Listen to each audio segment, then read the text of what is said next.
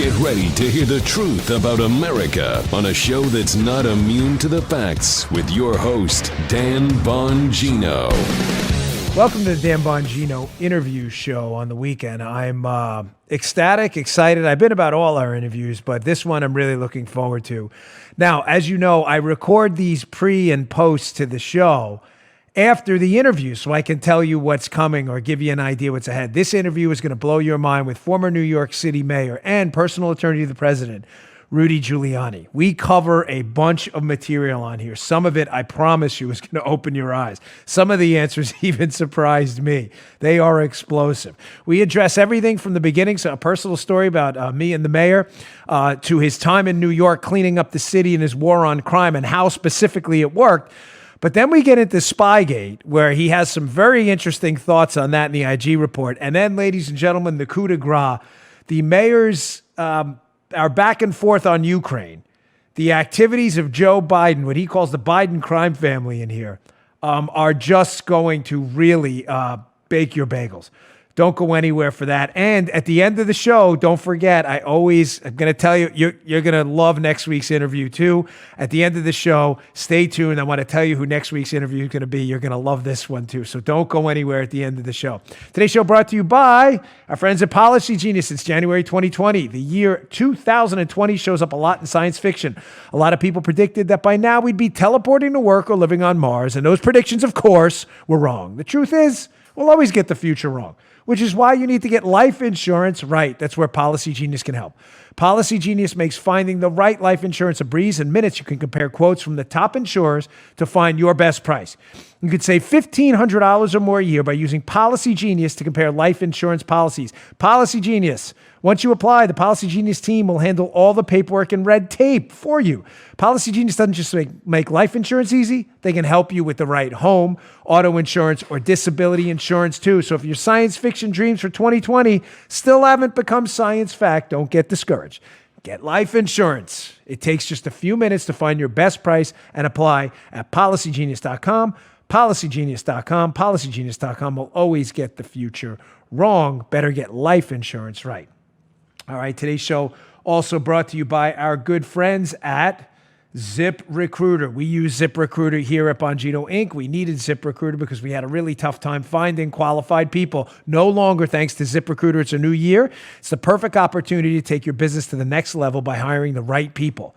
But finding qualified candidates can be challenging. We had a tough time. ZipRecruiter.com/Bongino makes it easy for you. ZipRecruiter sends your job to over 100 of the web's leading job boards, but they don't stop there. With their powerful matching technology, ZipRecruiter scans thousands of resumes to find people with the right experience and invite them to apply to your job. No leafing through piles of useless resumes. Now you get the right people at the right time. As applications come in, ZipRecruiter analyzes each one and spotlights the top candidates so you never miss a great match. ZipRecruiter is so effective that 4 out of 5 employees who post on ZipRecruiter get a quality candidate through the site within the first day. And right now, my listeners can try ZipRecruiter for free at this exclusive web address, ZipRecruiter.com/Bongino. That's ZipRecruiter.com/Bongino, Bongino, ZipRecruiter.com/Bongino. Stop leafing through resumes that are not a good fit for your job. Listen, they're all great people. We get it. But you want the people suited to your job with the right skills. Go to ZipRecruiter.com/Bongino today. All right, ladies and gentlemen, stay tuned. This is a great interview with Rudy Giuliani. All right, welcome back to the Dan Bongino interview show. I'm very excited, as I know most of you in the audience are, based on your emails and social media feedback about this interview with the former mayor of New York City and the personal attorney to the president, Mr. Rudy Giuliani. Mr. Mayor, thank you very much for joining us. I deeply appreciate it. I'm really looking forward to this.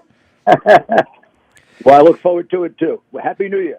Happy New Year to you. Just a quick personal note. We met a long time ago when I was a police recruit and you were the mayor of New York City. I'll never forget, you walked into one police plaza and the sergeant, who we were just in our gray uniform, said, "Everybody get up and snap to attention. The mayor's here." And that was the first time. Maybe I met you. You didn't meet me, but it was a great moment. You did a great job. You cleaned up the city. And I talk about it all the time on Fox whenever I get the opportunity. And I very much admire your service to our country, and particularly what you've been doing the last couple of years. You've been very courageous. Thank you, sir. I appreciate that. Before we get into the news of the day and Ukraine and Spygate, what I wanted to talk to you about, I just wanted to briefly ask you about this. Given the downturn, sadly, we've seen in New York City since the Giuliani era has ended, we've seen a backtracking on many of the policies you stuck by. One of them I've addressed often on Fox and Friends was your commitment to broken windows policing. The idea that when you let the nuisance crimes go, the committers of nuisance crimes are the people who go on and break into houses and commit assaults and other serious crimes later. You committed to that. Your results in New York City, Mr. Mayor, were dramatic. I mean, for anyone who lived through it, it was a different city when you were done. Your thoughts on this now backtracking into, let everybody jump the turnstile and do whatever they want kind of an attitude. This has to rip your heart out. It does. It breaks my heart, actually, Dan. It has for some time now. There's no dispute about the broken windows theory. It's not a Republican theory, Democratic theory. It literally comes from two Harvard law professors, Wilson and Kelling. It goes back to the 80s. And it's simple as heck. It's just what you said. You can't let people start breaking the law in small ways, let them get away with it. It creates a bad example. It creates a bad neighborhood. So let's talk about this stupid, idiotic thing that he's doing with no bail, no.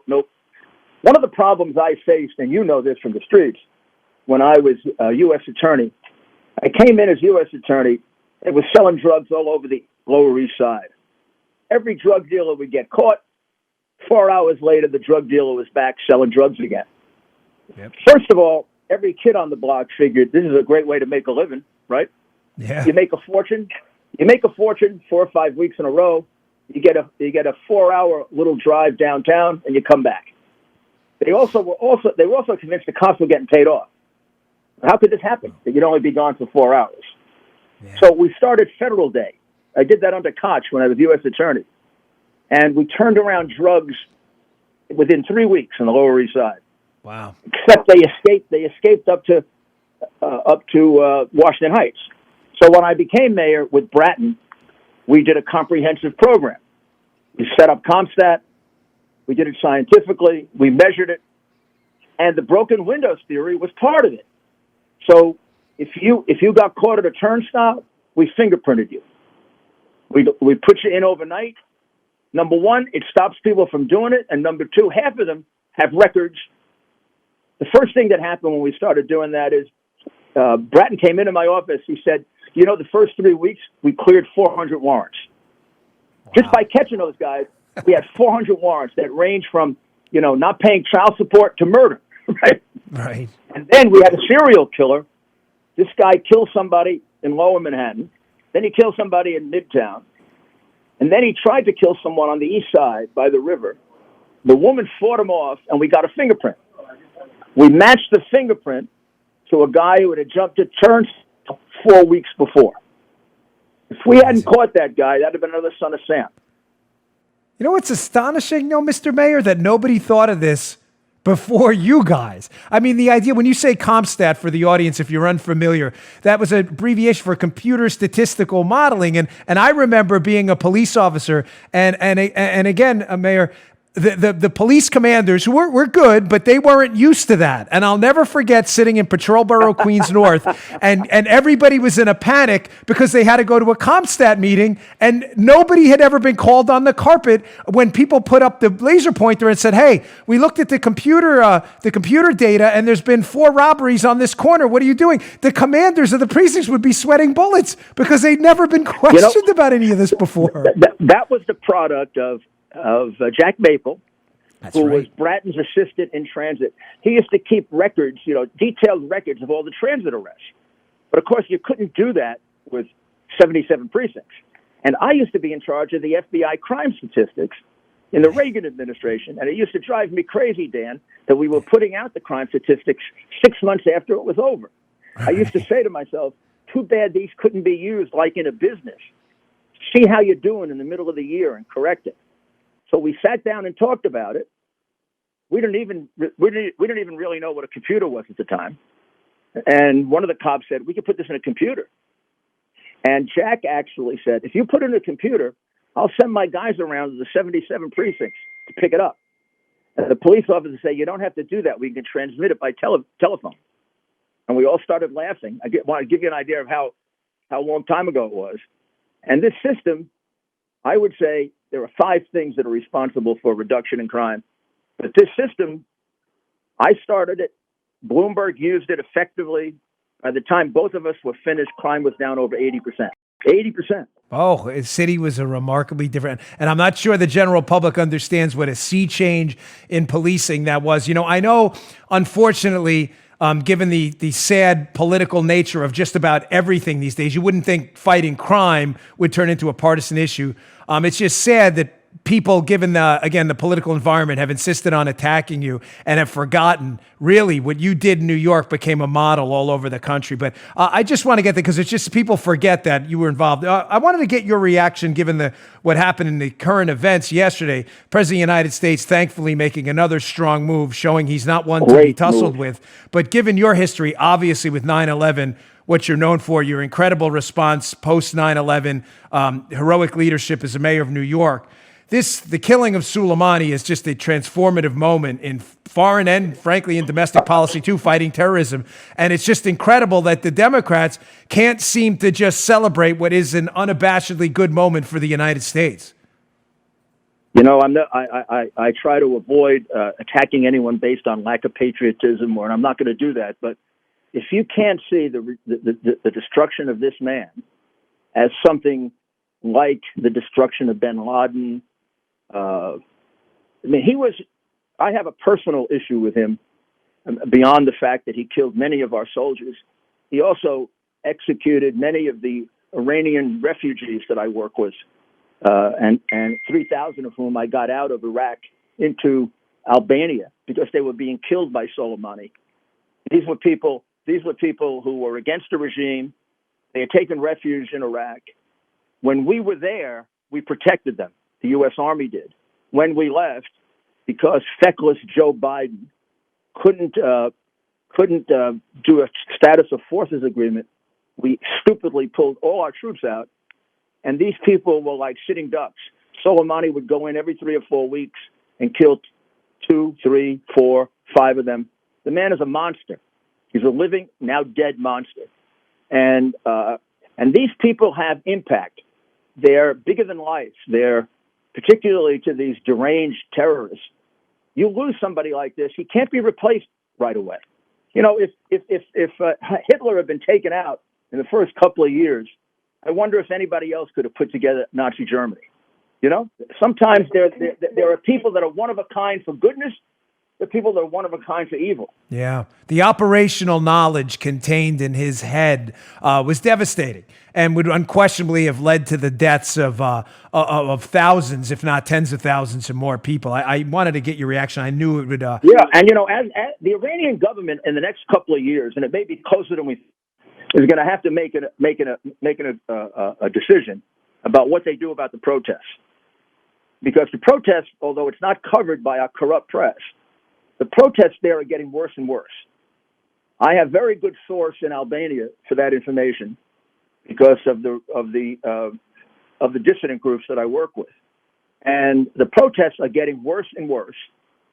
The killings on the streets are getting worse and worse, and the protests are starting to now involve the middle class people. Taxi drivers have gone on strike. Teachers have gone on strike. There's going to be big uprisings. The question is going to be, are they going to turn to the streets and kill their own people in mass numbers or not? The Shah wouldn't do that. One of the reasons the Shah fled, he had the choice. The Shah could have turned around, used the army that was still loyal to go kill his own citizens. And however bad he was, he decided not to do that. I don't know. With these maniacs, and maybe not having a guy like Soleimani around, maybe we increase the odds that they'll come to their senses. I don't want to, give any false hope. That regime is going to fall down. That's not going to remain. Well, we've seen it all over the world. The Soviet Union, Ceausescu, you can only suppress the urge for human freedom for so long. I think their days are numbered too. Moving on to the IG report. We saw the IG report came out. Just an explosive report, again, sadly played down by a lot of the anti-Trump crowd out there that for some reason seems to be on the side of a newfound police state, which I find bizarre. But with the release of the IG report, it's clear as day now that the President of the United States' campaign was spied on. Again, contrary to the media talking points, it's laid out very clearly. I'm not going to play the euphemism game. Was it a spy, a confidential human informant, a confidential human? It was a spy. I mean, let's just talk in plain English like Attorney General Barr. And the predicate here was clearly a dossier, an opposition political research that was all now we know for a fact to be nonsense. Do you think there's going to be, as the president's attorney, on a personal attorney, is there going to be any accountability for him? I mean, the president's rights, he's still a citizen, Mr. Mayor. His rights were clearly violated. So I thought the IG's report was very, very good.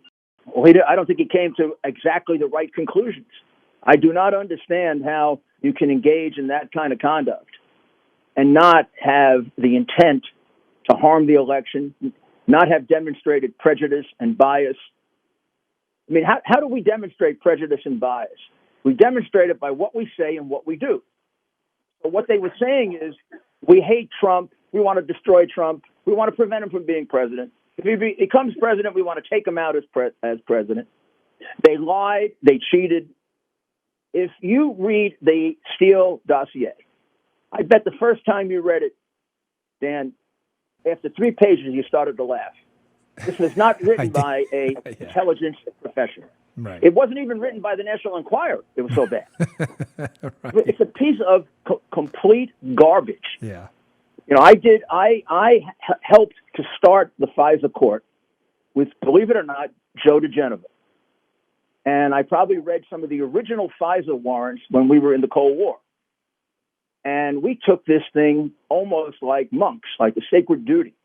Because unlike the other warrants we would get, like on the mafia or white-collar criminals that got challenged by defense lawyers, nobody was ever going to challenge this.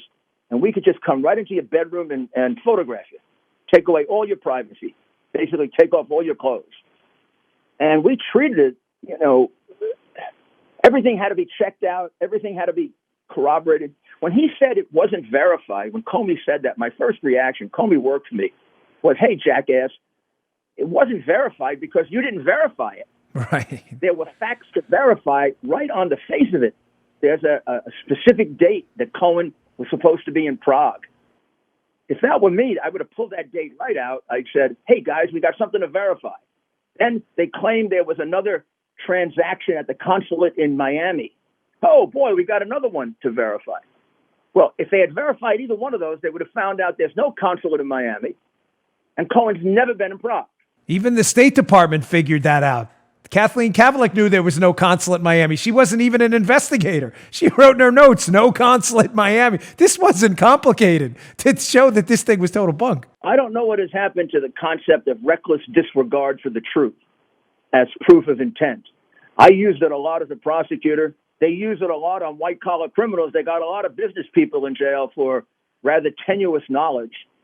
I mean, Comey knew exactly what he was doing, and he lied.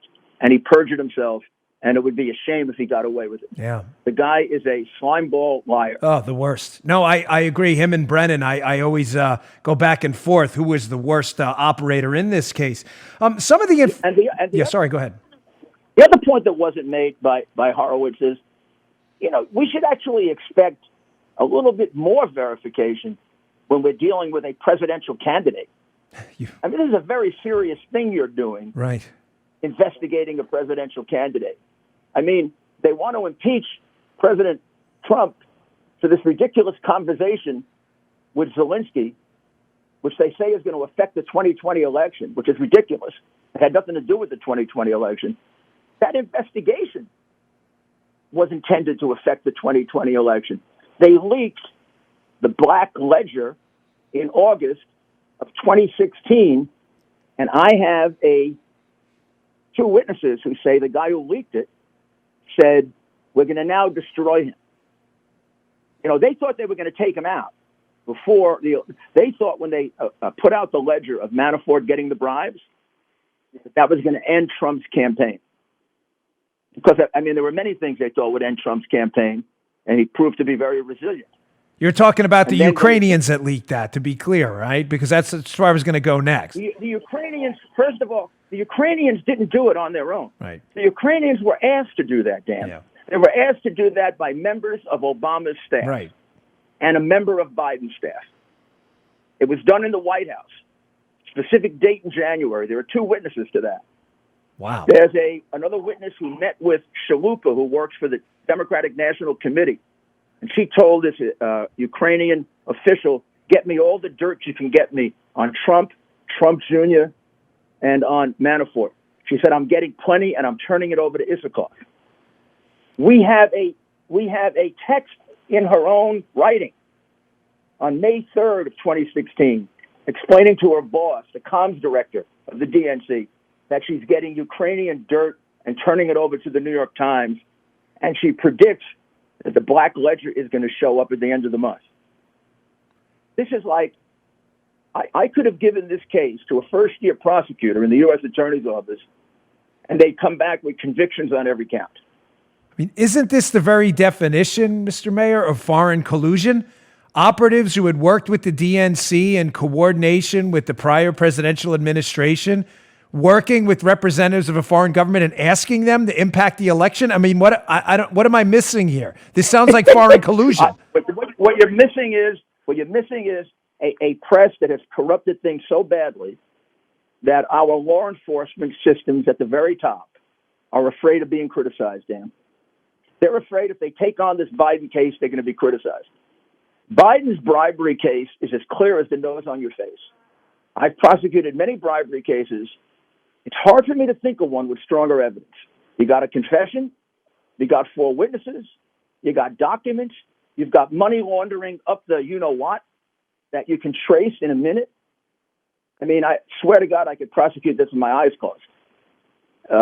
This is an overwhelming case that this whole scheme was put together by Zlochevsky, who thought he was going to lose his company because he's a big crook. He stole $5 billion. He hears that Biden's going to be the point man for Ukraine. Biden's going to give out all the money. He's going to be more powerful than the president. He hires Biden, not Biden's son. He hires Joe to protect him, to protect his business. And when it has to be protected, Joe comes across. That is exactly what happened. Now, Zlochevsky is running Burisma. Look up the word Joe Biden point man, and then just do a little column. How much money did the Biden family make every time he was a point man? In Ukraine, they made $8 million, and it may get up to $15 million when they're finished. In China, James Biden, who never built a house in his life, was put into a $1.5 billion housing deal in Iraq. Wow. When Joe became the point man. And he got $500 million of that. And in China, the kid who got tossed out of the military for failing drug tests and bankrupted a company became partners with the Bank of China when Joe blew his negotiations with China. The constants here are Joe becomes point man. Joe fails in his mission for the U.S., right? Iraq, he can't get a status of forces agreement.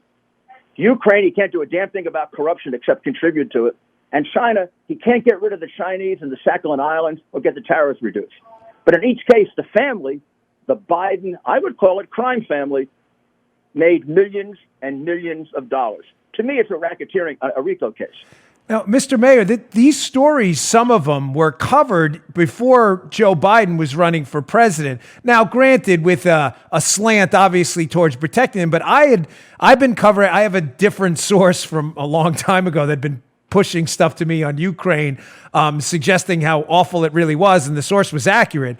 But the Washington Post and Politico had previously covered the 2 separate incidents we're talking about. I know they're related, but Politico had wrote extensively about Ukrainian involvement interfering in the 2016 election, Ken Vogel's now infamous story. And the Washington Post had written about this suspicious trip Biden makes to Ukraine in 2014. And Mr. Mayor, uncoincidentally, just a couple weeks later, his son gets this lucrative gig over in Ukraine with Zlochevsky's company, Burisma. Now the media has turned that around and is attacking you for saying what they already reported on in the past. The irony is thick. It's an unbelievable, horrible comment on our times that this kind of thing can happen. Dan, I was sitting here in my office where I am right now when my pal Bart Schwartz brought this to me. And I've made contact again with my original source, who had been anonymous, and I think he's now willing to come forward on his own. But when he sat here and he told me the story about collusion in Ukraine, which is the way it was first presented to me, this is a year and a half ago. Yeah. And he mentioned Biden, and he showed me the tape of Biden bragging about the bribe. Yeah. I said, oh, my God, too bad he's involved. This would be a nice, easy case, but they're going to do so much to protect this guy. They're going to try to kill us. Well, sadly, you were right. I just had an instinct that these people, when it's a Hillary or a Biden look, they've been protecting Joe for 30 or 40 years. When you write the story of Joe Biden, you're going to see that back in 1973, the brother got a sweetheart loan when he gets elected to the Senate, and Joe has to go get him out of it. Then you're going to see all of the shenanigans with that MSBN bank, where Joe, the great liberal Democrat, wants to tighten up the laws on bankruptcy. So it's harder to become bankrupt because the son had a no-show job for the bank. And then you're going to see they're putting together a private equity fund with Joe, with the brother and the son saying, Joe's going to get all the business for us. And that goes under. And each time this happens, Joe has the same answer. It goes back 30 years. Oh, I don't know my family's business. I don't talk to my family about China. I don't know. He came to China with me, but I didn't know he got $1.5 billion. He went to Ukraine. Oh, sure, he was in Ukraine, but I had no idea he was involved in the most corrupt, notorious company in Ukraine. Everybody else in Ukraine did, but I was just a point man. I didn't know that. And gee, I didn't know my brother. My brother got half $500 million for housing in Iraq. Gee, I never asked my family business. This is starting to sound like Kate Corleone, you know? I mean, it's bizarre. Listen, Joe, it requires one of two things, Mr. Mayor. Number one, it requires Joe Biden to be really intellectually inept, which I don't believe. Or number two, of course he knew what was going on. I mean, there's no option C here, unfortunately. Exit question, I've taken up a lot of your time, but this is an important one.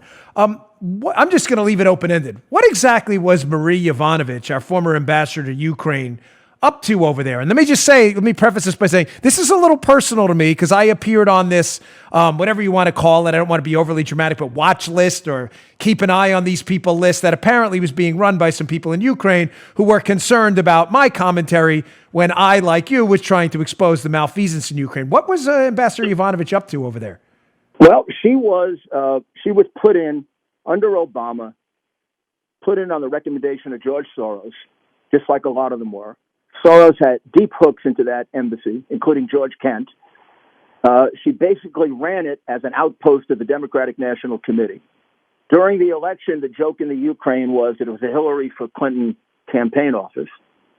And it was her embassy that was deeply involved in gathering the dirt and passing it along to the Democratic National Committee, including the alleged black ledger, which turns out, by the way, to be a fraud, a proven fraud. It's not only evidence that was passed on, it was fraudulent evidence. She also prevailed upon the new prosecutor, the Biden-selected prosecutor, to dismiss the case on Soros's NGO that was involved in gathering the collusive material, and the primary actor, a man named Lashenko, who's the one who publicized the black ledger to try to hurt Trump. She got that case dismissed. So she interfered and corrupted the prosecutor's office. And then she kept denying visas to all these witnesses, including Mr. Shokin, who wanted to come to the United States and give this information to the U.S. Attorney's Office, to the Justice Department. They didn't trust the FBI because they believed that the an FBI agent named Greenway, who is now working for Soros, by the way. That's right. That she was corrupt. They believed that she was corrupt, so they wouldn't deal with her. They finally hired a lawyer, Dan, and the lawyer went to the Southern District and presented these facts, and they ignored him. Wow. They ignored him because, collusion in Ukraine that hurt the Trump campaign just didn't kind of fit the script. Imagine if you started investigating that. The New York Times might have turned on you, right? Oh, I mean, listen. These guys in these prosecutors' offices, I don't know. I think they think more about, are they going to be criticized by the press? I used to feel pretty good when I had to do a controversial case and I knew I was right. Yeah. I used to feel good about myself. Yeah, I find it bizarre that Marie Yovanovitch has been beatified by the press, and no one's even mildly concerned about the legions of evidence here. Prosecuted. Peter Strzok should have been prosecuted a year ago. Yeah. Bruce Orr, Nellie Orr, conflict of interest. Biden, bribery in bright lights, extortion in 3 different countries. I mean, these are not little subtle kind of like legal puzzles you got to put together. This is like first-year criminal law. Yeah, I know. It's slamming them right in the face, and they're completely ignoring it. But thanks to voices like yourself, Mr. Mayor, we're finally starting to get the story out there. I can always tell when you're on to the target when I read media headlines attacking you. That says to me I need to pay I need to pay extra close attention to your Twitter feed because you're over the target. I'm a crazy nut. I'm a nut. I'm crazy. That's what they say, but we know that's not true. We know you're absolutely over the target. Again, Mr. Mayor, thank you for your time. I sincerely appreciate it. And more importantly, thank you to your service to this country. I was in New York. Thank you. When your heroic leadership, it was really something to behold. And it's really an honor to talk to you on the show. I really appreciate your time. Thank you. Well, that was an explosive interview. Did you hear all that about Marie Yovanovitch, what happened in Ukraine, the Bidens, his take on Spygate? That was really one of the most fascinating interviews I've done, whether my time in talk radio here on Fox or elsewhere. I want to thank the mayor for coming on. Folks, listen to that one again. That information about Biden, there's stuff in there I had not heard before. I'm really, really happy to have gotten that information out there to you. The mayor has been fighting a good fight for a long time. I have an announcement coming up about our guests next week. You're going to absolutely love. Don't go anywhere. I'm pretty sure this one's going to send up your antenna. You're going to listen to this one, not miss it. But just hang tight 1 second. We have one final sponsor for the show, Stamps.com, Stamps.com. Listen, let's face it, most New Year's resolutions are hard to keep. Get more exercise, save more money. Well, I have a resolution that's easy to keep. Stop wasting your time going to the post office. Use Stamps.com instead. With Stamps.com, you can do anything you can do at the post office right from your computer. Plus, Stamps.com gives you something you can't get at the post office, big discounts on postage. We use it in the Bongino household, Stamps.com. We would be lost without it. We don't have any time to be sitting on lines at the post office. Stamps.com brings all the services of the U.S. Postal Service right to your computer, whether you're a small office sending invoices, an online seller shipping out products, or even a warehouse sending thousands of packages a day. Stamps.com can handle it all with ease. Simply use your computer to print official U.S. postage 24/7 for any letter, any package, any class of mail, anywhere you want to send. And when your mail is ready, just hand it over to your mail carrier or drop it in a mailbox. Folks, it's that simple. With Stamps.com, you get 5 cents off every first-class stamp and up to 40% off priority mail. Not to mention, it's a fraction of the cost of those expensive postage meters. Stamps.com is a no-brainer, saving you time and saving you money. It's no wonder over 700,000 small businesses already use Stamps.com. Give yourself a resolution you can actually keep this year. I can't tell you how much time I've saved with Stamps.com. Stop going to the post office and go to Stamps.com instead. There's no risk. And with my promo code Dan, you get a special offer that includes a 4-week trial plus free postage and a digital scale. There are no long-term commitments or contracts. Just go to Stamps.com, click on the microphone at the top of the homepage and type in Dan, D-A-N. That's Stamps.com. Click on the microphone at the top of the homepage. Get the special offer by putting promo code in Dan. Stamps.com. Thanks for sponsoring the show. All right, ladies and gentlemen, without further ado, next week's guest is going to be, drum roll, the great one, Mr. Mark Levin. Yes, I cannot wait for that one. Mark is a good friend, a good man, and the finest radio host in the business. He is the best. We love Mark, so don't miss that one next week. Folks, thanks again for tuning in. Please subscribe to my YouTube channel, youtube.com/Bongino. I really appreciate it. I'll see you all on Monday. You just heard The Dan Bongino Show. You can also get Dan's podcasts on iTunes or SoundCloud. And follow Dan on Twitter 24/7 @DBongino.